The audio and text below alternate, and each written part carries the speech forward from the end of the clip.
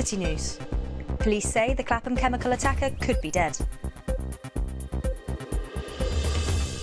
The man wanted for a stabbing in East Ham.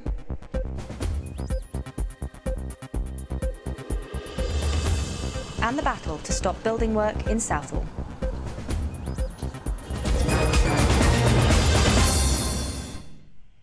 Good afternoon and welcome to City News. I'm Laura House. And I'm Gabrielle Fiorella. The man who injured a mother and her 2 children in a chemical attack in Clapham is still on the run despite hundreds of calls from the public. Abdul Azidi has been hunted for 6 days and police now believe he might be dead. They have released a new CCTV image of the last known sighting of Azidi. The chemical attack hospitalized a 31-year-old woman and her 2 daughters. Max Lever is beside Southwark Bridge where the suspect was last seen. The latest image that was released by the Met Police comes after an appeal today for more information regarding the suspect of the Clapham chemical attack. The current CCTV image shows the potential suspect, Abdul Azedi, here at Southwark Bridge at 9:47 p.m. last Wednesday at the time of the attack. This comes after previous CCTV footage showed him at Tower Hill Station leaving the London Underground at 9:30 p.m. on the same day. Detectives have currently said, based on their current information, that the suspect is likely being harboured from police or could even be dead based on their current information.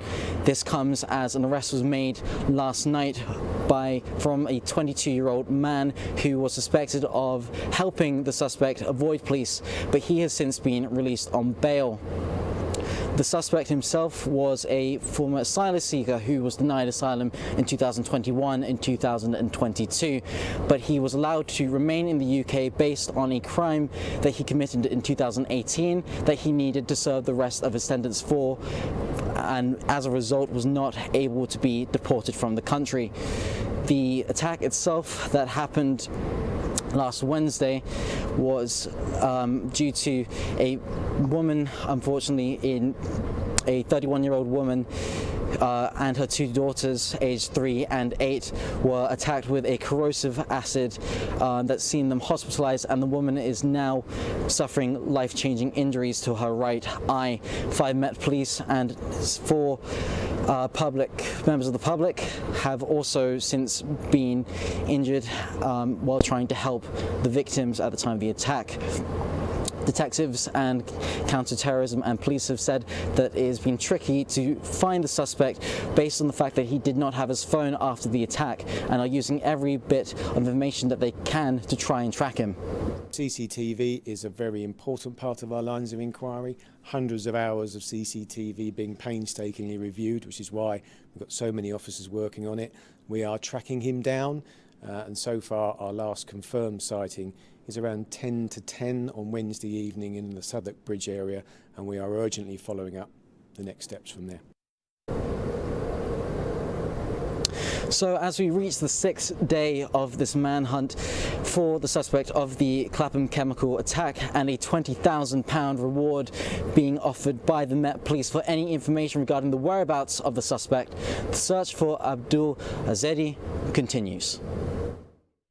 Thank you for that, Max. You can find City News on Twitter, Facebook, Instagram and YouTube to find out more about today's stories. Head over to our website, citylondonnews.co.uk, to find local news as it breaks. And now let's hear from our news correspondent, Lucy Gape. The Met Police have released an image of a man wanted in connection with a stabbing in East Ham after officers were called to reports of a woman with a stab injury last Wednesday. Investigators say Catalin Bostan, 46, could be found in Barking or East Ham and should not be approached. The victim was taken to hospital where her injury was deemed as non-life-threatening. It is believed that Mr. Bostan was known to the victim. A man has been charged with murder after a 37-year-old man was found with fatal stab wounds in North London. 21-year-old Cosma Papa was due to appear in Willesden Magistrates Courts later today. He was arrested by Met Police officers in a car in Hertfordshire after emergency services were called to an incident at Queen Elizabeth's Drive in Southgate on Sunday. A 30-year-old man who was also arrested as part of the investigation has been released without further action. A 46-year-old man has been arrested after MP Mike Freer received a threatening phone call last week. The Conservative minister announced at the start of this month that he will not be standing in the next general election after a series of death threats and an arson attack at his Finchley and Golders Green constituency office. The Metropolitan Police say they received a report from Mr Freer's office on February 1st that he had received an abusive and threatening phone call. Proposals to extend the Docklands Light Railway from Galleons Reach to Thamesmead have been set out in a new consultation. Transport for London has said the plans could allow 30,000 new homes to be built in the area and improve public transport, as Thamesmead currently has no tube or railway links to the rest of London. London Mayor Sadiq Khan supports the plans and said extending the DLR will unlock huge opportunities for London.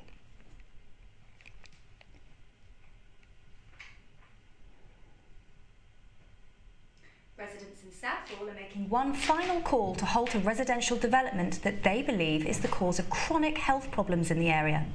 Green Quarter Development in Ealing is being built on a former gasworks site. Today marks the end of a long campaign. Gina Dillon has spoken to the residents campaigning for a cleaner future in this West London borough. Over 7,500 new homes are due to be built on this former gasworks. Construction company the Barclay Group began development in 2016.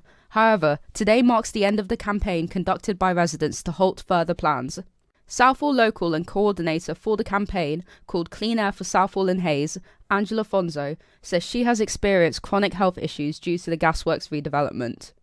I found that I was more prone to wheezing and coughing, and I actually went to see my GP, and I told him that I believe that the worsening of my asthma symptoms are directly correlated with the air pollution from this particular site. The Barclay Group has submitted a new proposal to increase the number of homes from 3,750 to between 7,500 and 8,000. Today, the ability to comment on the public consultation has ended, and the local authority and Mayor of London will now either refuse or allow the new plans. A study conducted by Brunel University saw that since construction began back in 2016, each GP surgery near the site saw an average of 34 more asthma cases just in the first 2 years of construction. Another research group called the Centric Lab concluded that the increasing levels of air pollution caused by the construction correlated to worsening health issues such as asthma and inflammation. Air pollution is one of the, largest kind of pollutions around the world nowadays. When these type of chemicals mixes with our body, it can, affect our respiratory conditions. Yes, it can affect our lungs. It can affect the other organs of our body. Ealing Council said that they are aware of the health concerns of local residents and have appointed a dedicated environmental protection officer to investigate complaints. The Barclay Group refused to comment. Today marks the end of a long campaign for people such as Angela. The decision about whether to extend the plans now rests with the Mayor of London and the local authority, with a final answer expected in the coming weeks. Gina Dillon, City News. A city investigation has found a resident of Kensington and Chelsea who's been significantly overcharged because she didn't have a water meter. She was told by Thames Water that it was not possible to have a water meter fitted, which turned out to be wrong. The team have been contacted by others claiming to have had a similar experience. I'm joined by Thomas Basil, who's been working on this. Hi Laura, thank you for having me. Yes, we have been talking to Mrs. Barlow, and she feels like she's been overcharged by Thames Water, and therefore she contacted Thames Water asking whether she can have the meter fitted because she lives in a small 2-bedroom flat on her own. And after engineer visited her, he said she cannot have the water meter. Therefore, she contacted an independent plumber, and he said that she can have the water meter in the end.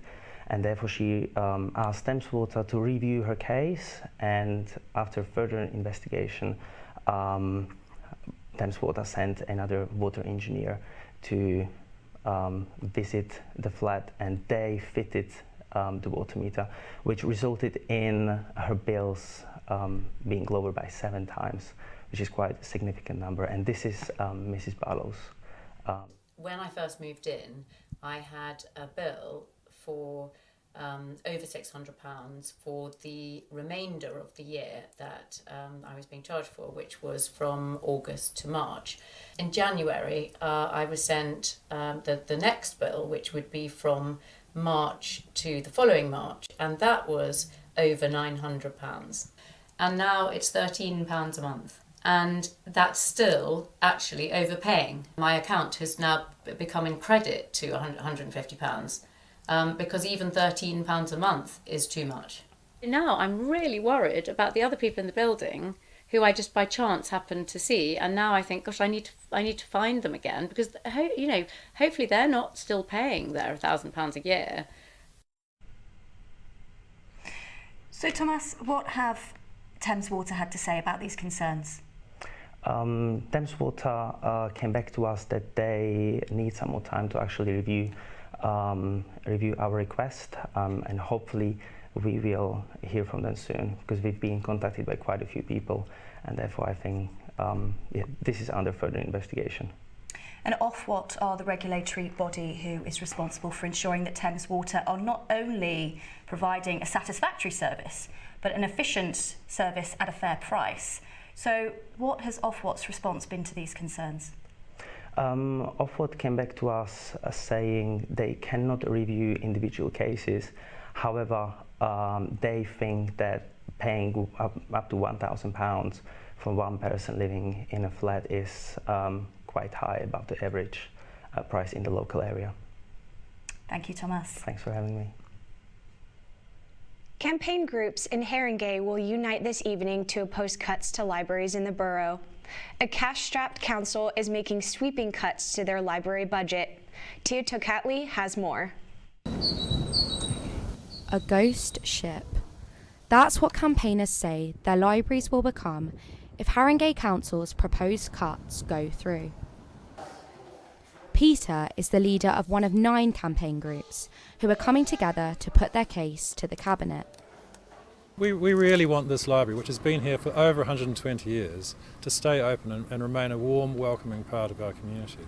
We really want people to know that their council is making the wrong decisions about this at the wrong time and for all the wrong reasons. You know, keep the library open and make it better, make it grow, make it stronger. The proposals include a 31% cut to the library's budget, which would mean reduced opening hours and cuts to library staff. Haringey is one of the capital's most deprived boroughs and has faced soaring demand for social care services.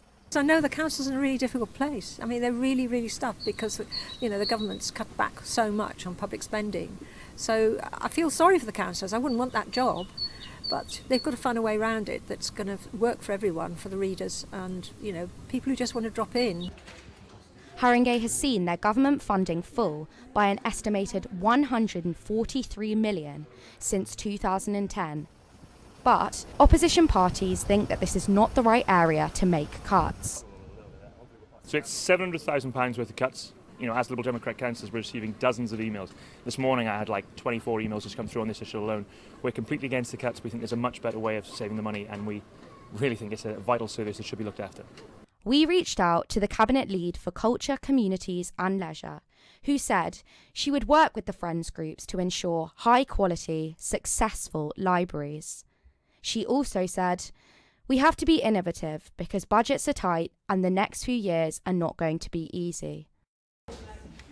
The council's budget is set to be finalised in March, but until then, campaigners plan to keep fighting to protect their libraries. Tia Tokatli, City News. A youth theatre company from West London are staging a play to advocate for housing injustice. Spid Theatre, who are based on the Kensal estate in the shadow of Grenfell Tower, hope their performance will help audiences connect with lived experiences of social housing. Our reporter, Flora Murray, has more. We're talking about decent, honest people, people who pay their rent but were ignored. Using art as a vehicle for social change. These young actors are staging an interactive play about the history of social housing in West London. The performers are part of Spid Theatre, a free community drama group that advocates for housing justice. The play, DIY Lived the History of Housing Justice, is performed by young residents of the housing estates that are explored in the story. Speaking at the Bush Theatre, the cast hopes the play will help audiences to realise the importance of community. I hope that a lot of people kind of watch the show and feel that they can have more of an impact on social housing. We can virtually hear the anonymous inhabitants of a world that we have lost. The play uses scripted dialogue, documentary audio and poetry created by the cast to tell the story of 4 West London estates: Trellick Tower, the Frestonia Squatters Collective, Grenfell Tower and Spid's home of Kensal House. We are all about art that advocates housing justice, and if you've watched our DIY show, you will know that we believe justice is the public face of love. You cannot bring it unless you unite people on the ground. Community is where it's all at, it's where it all starts. For the audience, the play's depiction of West London's fight for housing resonated loud and clear. They've done their research, they knew what they were talking about, and they have a voice for others to share, and through theatre, what a better way to, teach us, educate us what's really happening. They hope their performance will help more people connect with personal stories of housing justice. Next stop, the V&A this Saturday. Flora Murray, City News. The Mayor of Camberwell and their residents were joined by community leaders to launch Peckham's first Black History Walk to celebrate some of the area's most notable residents. The walk features those who have made a lasting impact on their community, including BBC programmer Una Marson and actor John Boyega. Our reporter Lily Croucher went to the opening to find out more. Unveiling Camberwell's first Black History Walk, this week the Camberwell Society and Suffolk Council officially opened the route to the public, which aims to highlight some of the area's most notable black residents over the last 2 centuries. I think what this does is tell all kids across London that actually black people have contributed to the development of the country for many decades, over a century, and continue to do so. 8 dedicated plaques have been placed along the route to honour a different black person who lived in the area. At Theatre Peckham on Havel Street, Hollywood star John Boyega's plaque is found inside the foyer where he first started his career as an actor and where he is now a patron. Each plaque has been voiced by a young actor from the theatre, which can be found using the QR code on the plaques. I just think it's really important for it to be here, and especially being in my home theatre, I think nothing can be better. It's a great reminder, especially for me as a young actor, that I can do it. The 1-hour route takes walkers around Camberwell and Peckham to the homes, businesses and workplaces of the area's most celebrated black residents. On Brunswick Square, the plaques of Una Mason, the first black woman programme maker at the BBC, can be found at her former home. I'm shocked at the number of people, black and white, that are still not aware of this history. It's still, I suppose in many ways, a kind of secret history, I call it. Camberwell's Black History Walk is free and open to the public starting at the lectern on Camberwell Green. Lily Croucher, City News. And now let's hear from our entertainment correspondent, Harriet Tolson.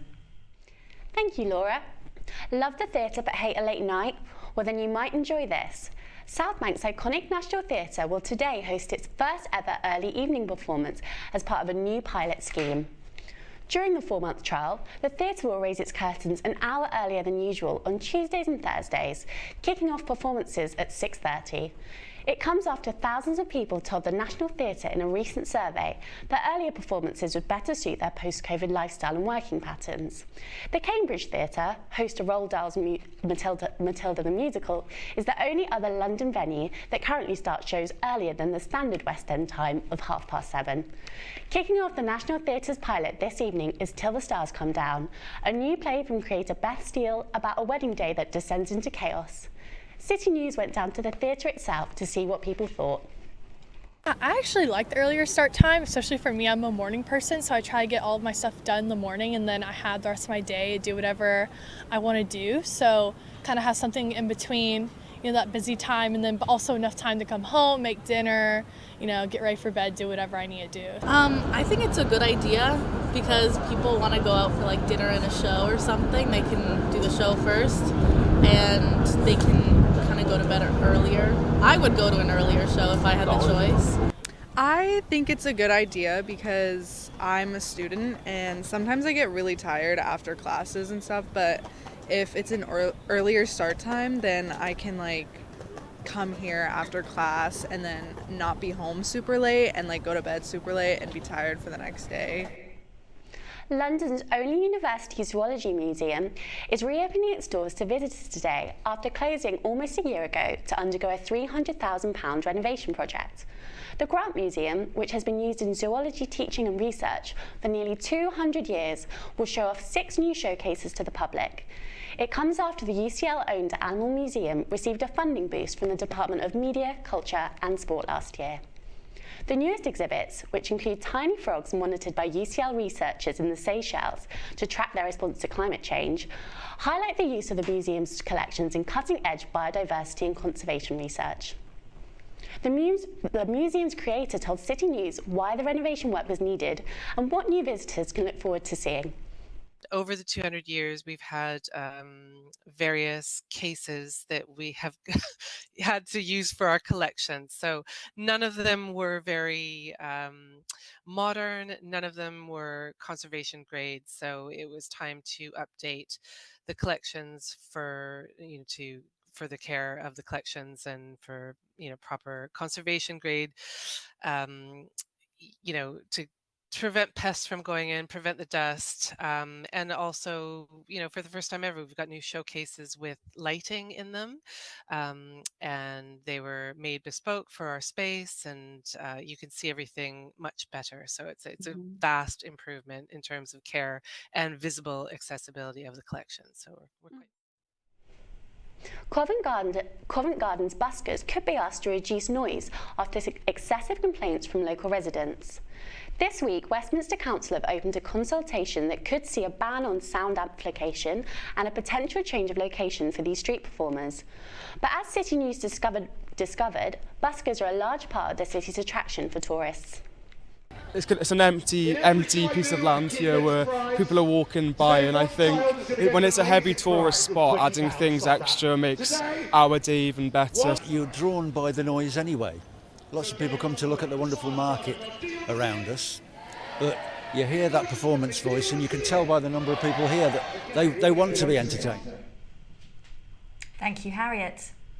Parking meters, electric bikes and machetes. These are just some of the items conservationists are finding whilst cleaning up Brent Reservoir.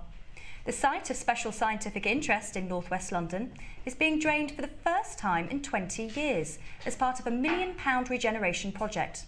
Lila Parsons has been to find out more. Whoa! Probably one of the biggest ones today.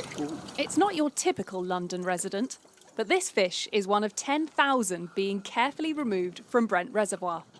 That's because this 190-year-old man-made lake is being drained for the first time in over 20 years. What we're doing here is a once-in-a-generation project to carry out essential maintenance to the engineering infrastructure of the reservoir. But while we do that, this opportunity to clean up the reservoir doesn't come around very often. We've found all sorts of things like parking ticket machines, we've found machetes, World War II ammunition, safes, electric bikes. 1 million cubic metres of water is being drained from the reservoir, and the fish rescued in the process will be rehomed elsewhere. If we weren't here, you would have tons and tons of dead fish, and it would not be fair on the environment. It wouldn't be fair on bystanders and people who live here. It'd be an ecological disaster. The project is costing an estimated £2 million, and Brent Council believe it's essential that the government invest in supporting projects like this.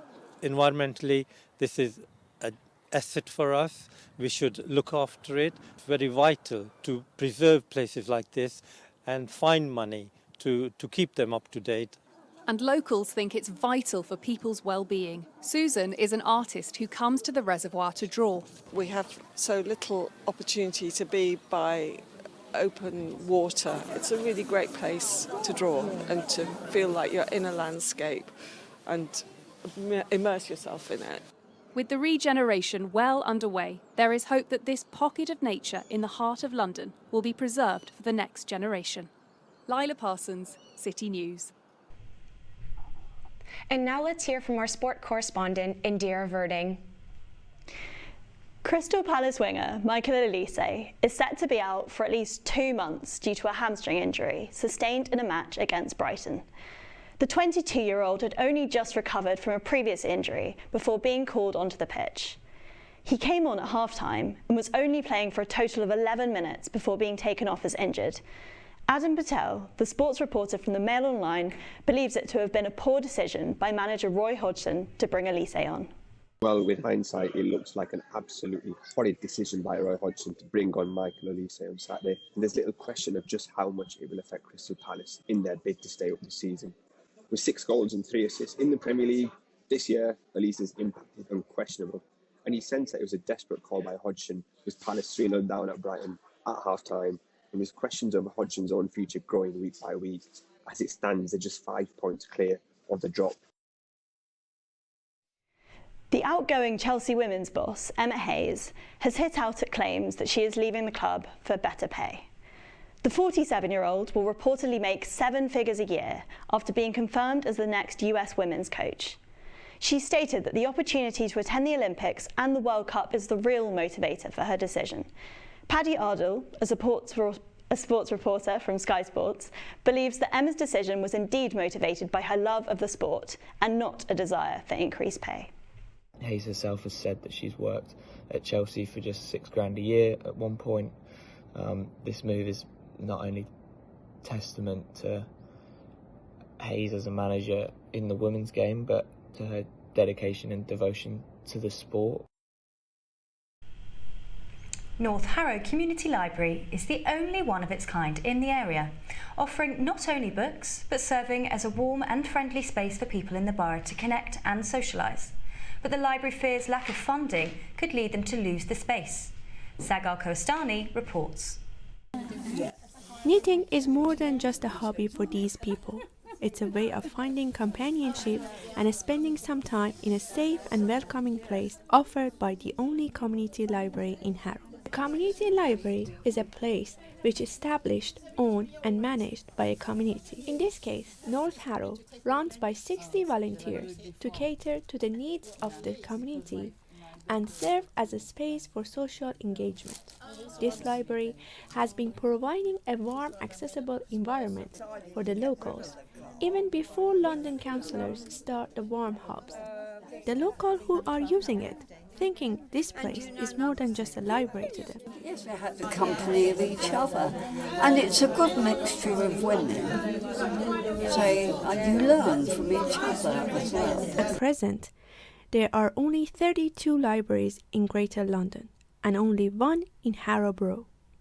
Although North Harrow Community Library receives funding from local government for their Warm Hub initiative, but it needs more money to avoid losing the building. We have to raise £30,000 every year to pay for our bills: gas, electric, insurance, repairs. We need security. We reached out to local councillors to know about their plans for supporting community libraries like North Harrow, but didn't get a reply. Mr. Shaw's plan for the future is to lobby partition at the national level to receive core funding for North Harrow and other libraries across London, hoping they can save this place for the sake of their community. ساغر کوهستانی, City News. And that's all we have time for. Thank you for joining us this afternoon on City News. I'm Gabrielle Fiorella. And I'm Laura Howes. Have a good evening. Goodbye.